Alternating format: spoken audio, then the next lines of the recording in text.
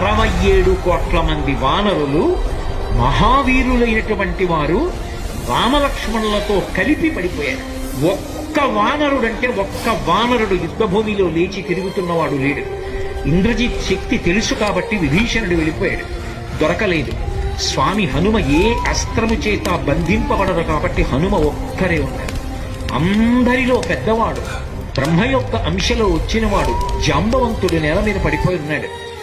విభీషణుడు కాగడా పట్టుకుని అడిగాడు, తాతా కుశలమేనా అని అడిగాడు. వానరులలో శ్రేష్ఠుడైన హనుమ బ్రతికి ఉన్నారా అని అడిగాడు జాంబవంతుడు.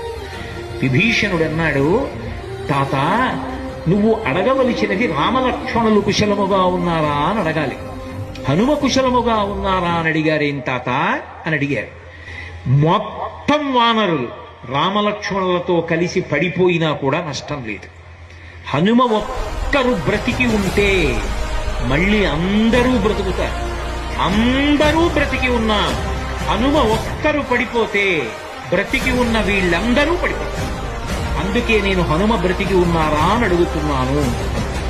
వంగి జాంబవంతుడి పాదములు పట్టుకుని తాతా హనుమ నీ కుశలం అడుగుతున్నాడు, నమస్కరించుతున్నాడు అన్నాడు.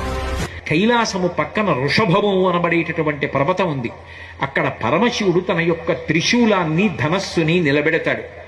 అక్కడే ఆదిశేషుడుంటాడు. 2 పర్వతముల మధ్యలో ఓషధీ పర్వతం ఉంది. ఆ ఓషధీ పర్వతంలో 4 ఓషధులున్నాయి.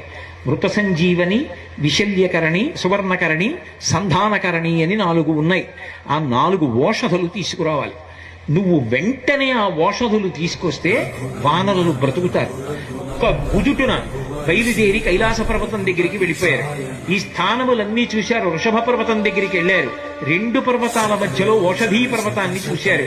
ఓషధీ పర్వతం హనుమ వస్తున్నారు, ఓషధుల్ని తీసుకెళ్లిపోతారని కనపడకుండా వాటిని దాచింది. నా స్వామి అయినటువంటి రామచంద్రమూర్తి కార్యానికి పనికి రాకుండా ఓషధుల్ని దాస్తావానని ఆ సంజీవని పర్వతాన్నంతటినీ పెళ్లగించి చేత్తో పట్టుకుని ఆకాశ మార్గంలో కించిత్ శ్రమ పడకుండా కాంచనలంక ఉన్నటువంటి దక్షిణ తీరానికి చేరి యుద్ధభూమిలో దింపారు.